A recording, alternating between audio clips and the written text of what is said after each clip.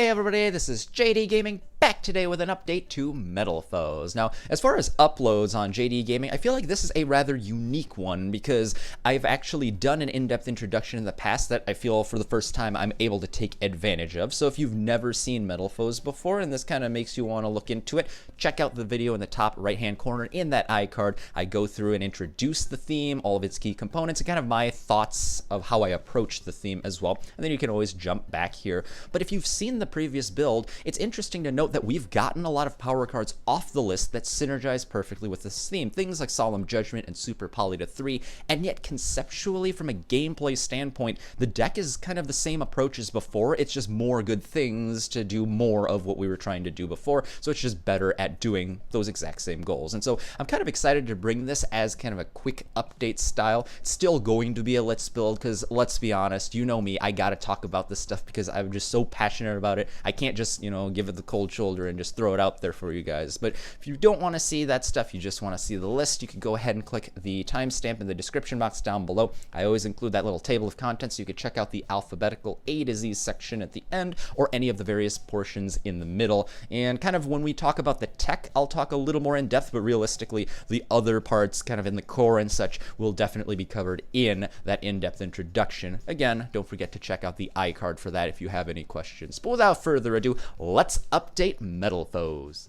As with any deck, the first step is to establish the theme and to build a core that supports our theme's goals. And of course, we are building Metalfoes here, so to echo the great Billy Brake, when he built his Metalfoes, we're playing 3 copies of Metalfoes �11𝖊𝖓𝖙 because he's a Metalfoe. We're playing 3 copies of Metalfoes 𝗉𝗓𝖏 because she's a Metalfoe, 3 copies of Steelin because he's a Metalfoe, and 3 copies of Volflame because he's a Metalfoe. Obviously, if you've played Metalfoes before or have seen that in-depth introduction, these guys all have the same concept for them. They're all pendulum monsters, all scale 1 or 8, various levels, attack and defense points, but they're all fire psychic and they have the same pendulum effect where you could pop any other face-up card you control while you have it once on the field, and then you can go ahead and just set a Metalfoes spell or trap directly from your deck. That's cool because the once per turn is not a hard once per turn. You could go ahead and play another copy and then keep searching cards, and you could go ahead and set them directly to your field, which means if you want to play things that are a bit more restrictive on your drawing, something like, let's say, Pot of Extravagance or Pendulum Halt,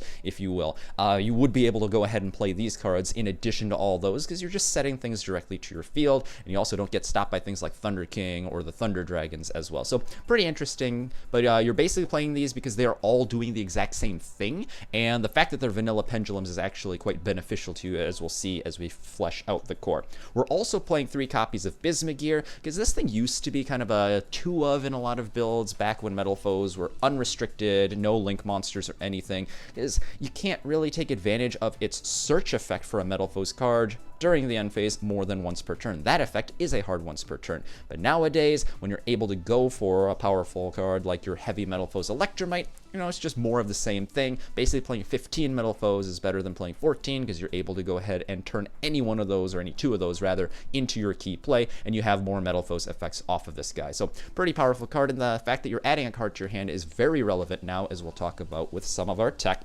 And then from there, I still like playing 1 of each of the Metalfoes spells and traps. Now, to be honest, there are some different possibilities you could do with different builds where you play more than 1 of each of these. Metalfoes Fusion is just your polymerization for the theme that also lets you recycle it for a free upstart goblin effect, which is quite cool because you can fetch it again, fuse again, and you got a free draw to replace 1 of your fusion materials.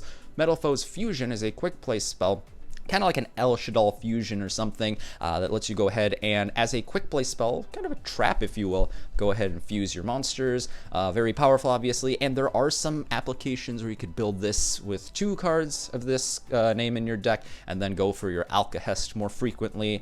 That's always an option. I just think it's a little more consistent to play 1 of each, and then if you wanted to side more, depending on the scenario, you could consider that. Metalfoes Combination basically is your Rhoda if you go ahead and destroy this with 1 of your Metalfoes cards or MST or something, and it also serves as just a free revival card if you happen to have it face up. Just lets you go ahead and revive a lower level Metalfoe than the one that you brought out, which is pretty cool because you could summon out something like a 𝗵𝗔𝖏𝖏 to bring out like an 𝕮𝖆𝖊𝖏𝖏, or you could bring out something like an �11𝗏𝗏 or Crimsonite in order to bring out one of the lower guys as well. This becomes extra relevant now that we have Super Polymerization in the game, as you may expect, and Metalfoe's counter basically gives you a huge resource game, allowing you to, between both of its abilities, get 2 Metalfoes monsters, one to your field. If something dies, you could activate it as a trap to special summon from your deck, and then any other turn, just banish it from your graveyard in order to add a Metalfoes from your extra deck that's face up to your hand. Basically, it serves as a nice little plus for the theme as well. And again, I do think the variety in having one of each of these is nice, that you don't draw into them as often as bricks. But again, you could always tweak some of these numbers depending on the bill you want to approach. I just think that one of each of these gives me the best toolbox to go for whatever situation without overloading or underloading any one particular element of it. Next, we're going to talk about the extra deck, and we're starting off with the Link monster, Heavy Metalfoes 𝗮𝖏𝖏𝖏. I still love this Korean Link Frames pack version, but essentially, the fact that this thing is limited does not matter in Metalfoes nearly as much as you would think. It is an 1800 attack, 2 pendulum monsters to summon Link monster with 2 arrows diagonally down, fire psychic monster as you would expect, and it has the abilities that kind of mirror the Metalfoes theme as it should. So upon summon, you could go ahead and take any pendulum monster from your extra deck and put it, or from your main deck rather, put it in your extra deck face up, effectively getting it set up for a free pendulum summon later. But you can take it a step further using its Metalfoe-like effect to pop any face-up card you control that's not this card, and if you do, you add a card from your extra deck to your hand if it's face up, and that's good because between those two effects you can obviously go and grab whatever you just searched from your deck directly to your hand. But because it's not as direct as I just, said figuratively, I guess, you are able to get around things like Thunder King and Thunder Dragon effects as well, which is really cool because just like your other Metalfoes, you can search whatever you need from the strategy without having to get locked down by those cards. And if you happen to pop a Metalfoes pendulum card while this is up, you do get to draw once per turn during either player's turn whenever that does happen. That's the only hard once per turn effect, and that's why this card was limited to 1. But don't forget, this is a Metalfoe monster, and what that means is you're able to go ahead and use him, recycling him with your Metalfoes 𝗵𝗔𝖏𝖏𝖏, which is why we play 3 copies of this thing. If this thing ever gets hit, Metalfoes may be in trouble, but until then, the strategy will just keep doing what it is good at doing. This is a level 6 fusion with 2600 attack. It needs a Metalfoe monster and a pendulum monster to summon, which is basically anything in your strategy. And it says you could target 2 Metalfoes in your graveyard and 1 card on the field on either side, regardless of position. Shuffle those 2 targets from your graveyard back into your deck, recycling them, effectively giving you more copies of your, Heavy Metalfoes 𝗮𝖏𝖏𝖏𝖏 or your Metalfoes fusion after it's already recycled itself. And then if you do, you could go ahead and take the card on the field that you chose and bounce it back to the hand. That could be removing your opponent's cards, but it could also be reusing your own floodgates. Back in the day, that was used for things like Vanity's Emptiness to basically shut down your opponent during their turn so that you could go ahead and recycle it during your own turn. And you can imagine the applications that exist in a strategy like this, even nowadays with that trap band.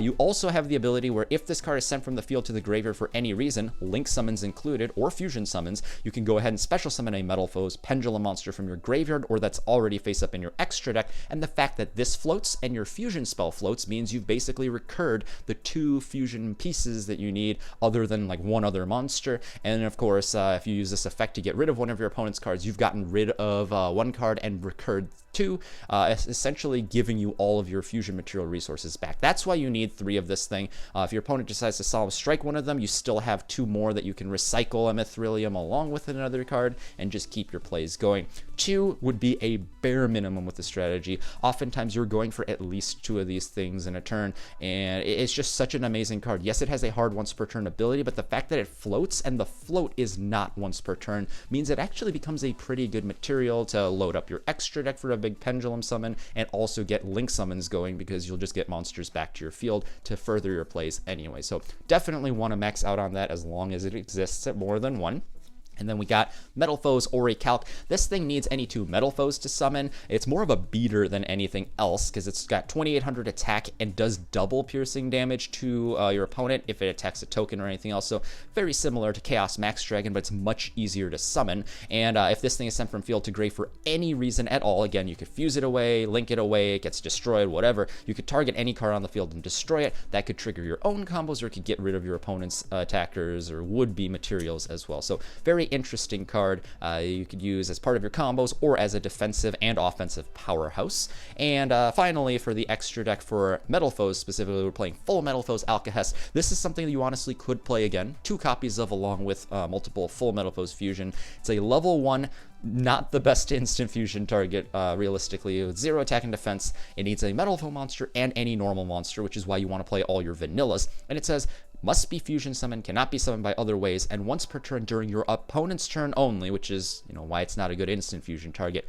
You could go ahead and target one of your opponent's effect monsters, or your own, but probably your opponent's, and then equip that card to this as a quick effect. And if you do, this card gains defense equal to the combined original attack of every monster equipped to it by that effect. So that's cool, because now you can just quick effect anytime, steal your opponent's link monster or whatever else that you need in order to break apart their combos as they go. And if they have like an ignition effect, you could prevent that from ever taking off in the first place as well, which is really powerful.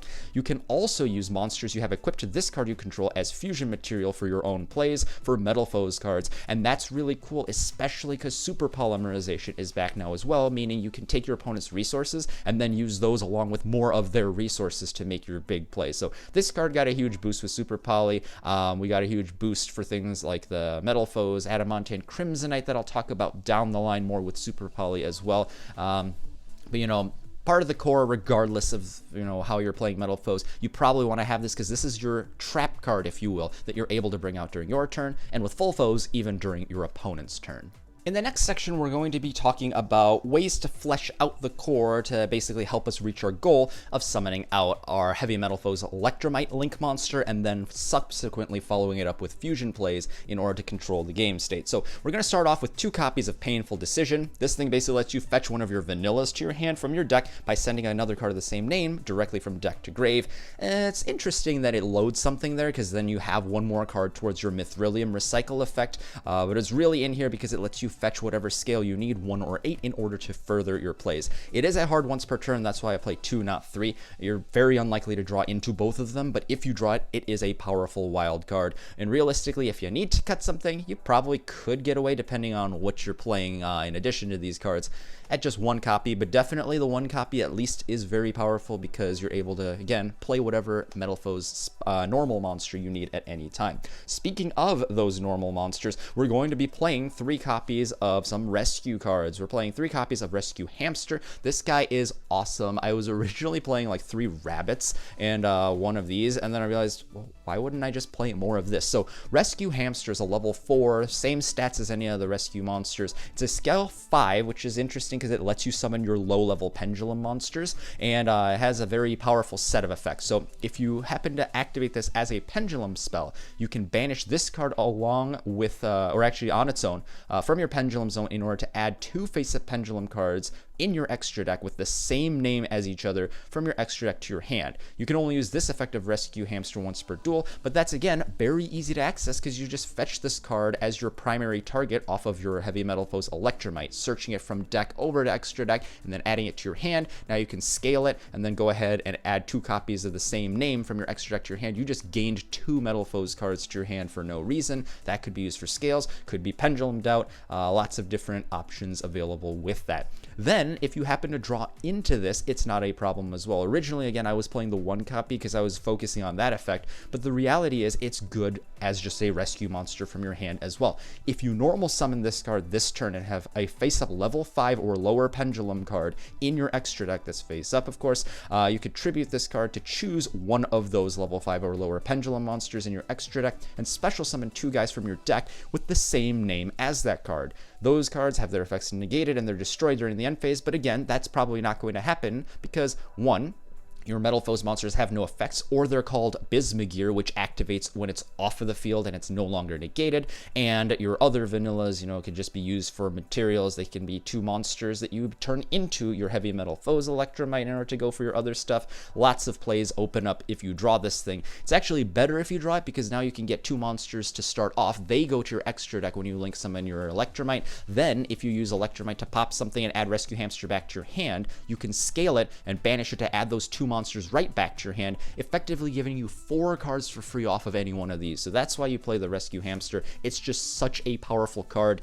obviously good as the once per duel, add the 2 cards from your extra deck to your hand effect, but also good if you draw it in that it kickstarts your plays. And speaking of that, we are playing the 3 copies of 𝗮𝖅𝐻𝑇𝖑𝖊𝑊𝑐 as well, because just being able to banish this card from your field is awesome, because you're able to summon one of your level 4 or lower vanillas. That still means your Steelin, Silvered, or Gold Driver at levels 2, 3, or 4 can be brought out in pairs, and if you're not playing them in your extra deck, kind of like I'm focusing on Link monsters this time, you can easily side monsters like 𝗵𝐵𝑆𝑇𝑑𝑊𝑒𝑟 or 𝕉𝗵𝐺𝑖𝗫 Double, and then put them into your main deck for play in games 2 and 3, thanks to the rescue monsters just getting you to those victory condition cards and powerful blowouts just off of a normal summon. So 6 ways to easily summon. Our 𝕮𝐿𝐷𝐺𝐸 is our main goal, but you do have other tech available through that as well. And then kind of the last direct pendulum supporter is Archfiend-Eccentric. The fact that you're able to use any pendulum monsters for your Mithrilium plays really means it's nice having some generic tech here, and the fact that this is MST combined with Exiled Force is powerful in being able to remove any 1 card on the field that you may need to. It's a scale 7, so you can summon anything except Volflame off of this guy, and the fact that it's able to come back means you can reuse its ability, which is a nice bonus as well. Do remember, even though I'm not playing MST in this particular build right now, the ability to pop your own spell or trap off of this effect is relevant, because if you search your Metalfoes combination, destroying that serves as a Rhoda, allowing you to add a Metalfoes card from deck to hand. So it does give you a lot more flexibility. You're not playing this just for removal, although it is powerful for doing that. You're playing it for your own combo potential as well. So that's why we play the 3 copies. It's just usable no matter how you get it into your hand, and there's so many ways to put it into use. The next section here, we'll talk about some of the stun tech that we're fleshing out the main deck with. And to start off, we're playing a single copy of Amorphage Sloth. This thing is a level 6 pendulum monster. It's got 2250 attack, which is very bizarre.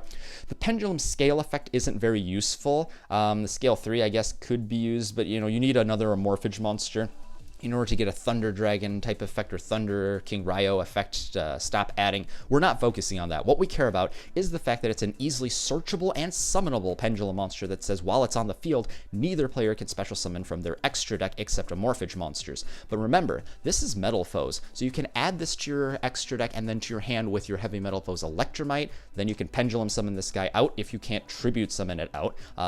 Basically stun your opponent, they can't special summon anything during their turn, and then when your turn rolls around, just pop this guy with your scale and then pendulum it back out before the end of your turn, and your opponent doesn't get to play as long as they have access to this. It's just such a powerful card, and it's so accessible at 1. There's honestly no reason not to play this, and this was kind of the inspiration for building Metalfoes towards more of a stun variant for me, in that you just have a 1 card Vanity's Fiend that you could search out at any point, and it plays very similarly to the old Vanity's Emptiness with Mithrilium from back in the day.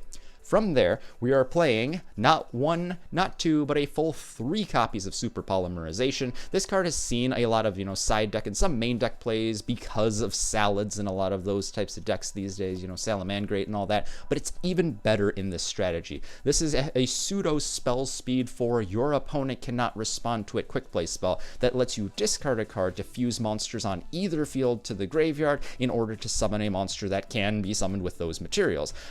It's very, very powerful in this strategy because we already play Metalfoes 𝗏𝗏𝐷𝗏𝗍 and Crimsonite at 1 each. 𝗏𝗏𝐷𝗏𝗍 is a level 5 vanilla with 2500 attack and defense, and Crimsonite's a level 9 vanilla with 3000 attack and defense. They both need a Metalfoes monster plus either 1 monster with 2500 or less attack, or 2 monsters with 3000 or less attack. And whereas I've always played 𝗏𝗏𝗏𝗏𝗍 as just, take a card off of the Alcahest and then fuse that material with one of your cards, Crimsonite was kind of costly, to be honest, because yeah, you get to summon it with anything, but unless you're using your opponent's resources and you only get to steal 1 with Alcahest, you're kind of losing resources by burning your Metalfoe with one of your opponent's monsters with probably another one of your own monsters. But everything changes with Super Polymerization. Yes, it still costs the Super Poly and a discard from your hand, but Crimsonite and 𝗏𝗏𝗏𝗏𝗏 can be summoned now using your opponent's monsters in addition to your own. So imagine just sweeping up 2 of your opponent's monsters at any point while your opponent can't respond using Crimsonite.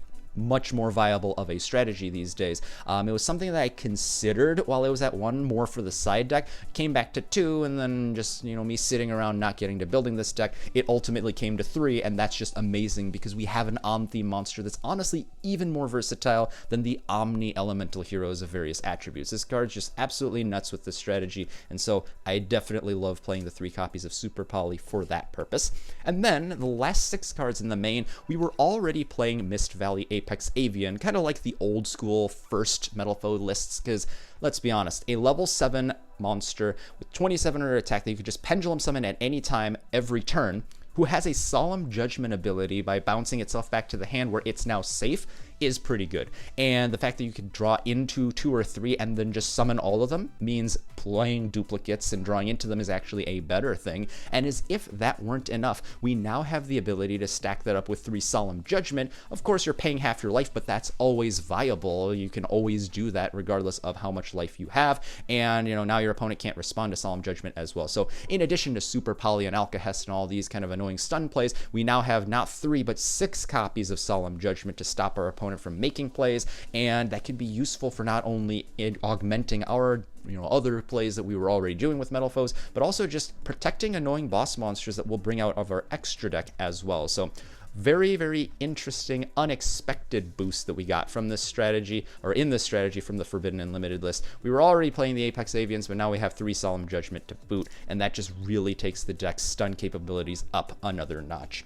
And then from there, we'll finish out the extra deck here. And it's, again, very different. I used to go with a toolbox of Xyz monsters, but now that we have some of these other, advantage generators and rescue cards and such, and more link monsters to actually warrant playing more of them, I think it's kind of more efficient to take your Heavy Metalfoes 𝗮𝖏𝖃 for 2 materials, along with a Mithrilium who will float, and then maybe another monster in addition that you pendulum summon or whatever, and just make a Link 3 or 4 or whatever you have you. So we're playing the 1 copy of Link Spider, because all it takes is a vanilla. Don't really need to special summon out one from your hand with this all the time, but sometimes it's useful if you want to extend your plays. Big reason for this thing is because it lets us turn our vanillas into effect monsters, which means we can go for our Boral Bros. These guys are obviously very powerful because, the Boral Low Dragon is able to just steal games by stealing your opponent's monsters and being untouchable, and then Boral Sword just closes out games by just ending it altogether. So both of these options are very powerful and facilitated by playing Link Spider. Back when Boral Load was the only thing, it was kind of an iffy case whether you should play Link Spider or not, but now that Boral Sword's out as well, I definitely think it's worth playing the 1 Link Spider. From there, we're playing 1 𝗮𝖏𝖃 Chimera as a Link 2. Basically, this thing is a better 𝗮𝗍, the Fire Charmer ablaze, in this strategy, because you can pop this card with your own Metalfoe and recycle any fire card to your hand. That's the main reason. You don't have to rely on your opponent. You don't have to hope that they're playing salads to be able to steal one of their monsters. It's just generically useful. You're already playing fire monsters, and it opens up 2 zones. So that's the main reason I play it. It's just a tech that lets you recycle, let's say, Mithrilium or 𝗮𝖏𝖃 1 additional time, and that's why it's in here. You could play 𝗮𝗍, but I chose to play some other cards instead. For Link 3s, I decided to go with Unicorn. This is basically a staple in a lot of decks these days, but I also decided to go with 1 copy of Zephyr Metaltron, because ultimately what I came down to is your play pattern is going to lead to 𝗮𝖏𝖃 for 2 materials and your Mithrilium a lot of times. If you can't bring out another monster, or if you don't want to summon a Boral that turn, because let's say you're going first and it's not worth bringing out either, or you can't get a good shot at your opponent, you may want some more removal. That's where having Nightmare Unicorn's nice, because Mithrilium can kick away something, and then you follow up with Unicorn to kick something else away. Pretty good. But it's not the best investment of your resources at all points, more for getting out of sticky situations with its effect, because he only points down once and then you pendulum summon into 1 zone. Metaltron, on the other hand, just needs 2 monsters summoned from the extra deck, which, wouldn't you know, 𝗮𝖏𝖃 and Mithrilium perfectly satisfy, and by having 3 zones open, you're basically able to get the biggest pendulum summon possible with just 1 Link monster, and that's why we played the Metaltron. It does have an interesting remove myself with something else for a turn ability, and it does have the recursion ability happen if it happens to die. The big reason I want to play this is because now 𝗵𝗏𝖏𝖏 can float into something else while I bring this out. I can pendulum into 3 more cards, have 4 on the field, and then I can go and make bigger link or fusion plays off of those. So that's why Metaltron is here. I don't play this all the time, but honestly, I'm finding like a few instances here or there where it's very useful. And this is a situation where you really want all 3 zones because you can take advantage of those off of your main pendulum plays. And finally, our last extra deck monster is the new 𝗮𝖊𝖏𝖓𝖊𝖓𝖙𝖊𝖓𝖓. I can't believe I remember this guy's name. It's nuts. This thing only needs 2 monsters to summon from the extra deck. It needs to total link 4, but again, very easy to do when you're able to bring out link 2s everywhere. And he's powerful because he's untouchable by your opponent's abilities. When you combine that with something like an Apex Avian or a Solemn Judgment, or both, or maybe, heck, multiples of both, this thing becomes such a pain in the butt to deal with. It's hard to kill in battle because he gains 3,000 attack anytime your opponent tries to attack you, or maybe it's the stats of that monster. It gains the stats of that monster it's battling if it was special summoned, so that he basically does 3,000 to your opponent's face at all points. Basically untouchable at that point. And then if he happens to be removed by your opponent's card, even by a kaiju, you get to go ahead and revenge shuffle one of your opponent's cards back away. That's a good set of effects, but again, the whole point of this in this strategy is if you don't want to go for a Borreload or Borrelsword because you can't really take advantage of it, it's not the best time. Let's say you're opening up. You could just go for this, back it up with one of your Solemn Judgment or Pseudo Solemn Judgment birds, and you're able to just watch as your opponent can't really play out of this effectively. Because even if they can deal with this, they still have to fight with the other negates, or vice versa. They can get through the negates, but not this. Obviously, something like a Borreload Dragon can still be played in response to this, but you know, that's where you play your Solemn Judgment or whatever. Just stop your opponent's 1 or 2 attempts that they have at outing a card like this.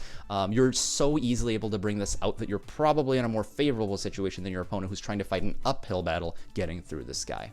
If you watched the video in its entirety, thanks! Hopefully you guys enjoyed a little bit faster deck profile from me, looking at Metalfoes and trying to update it with all the new resources that we've achieved. We'll talk about the main deck first, 40 cards here, with triple Gold Driver, triple Silvered, triple Steelin, and triple Volflame, as well as triple Rare Metalfoes, 𝗵𝗍𝒄𝒫.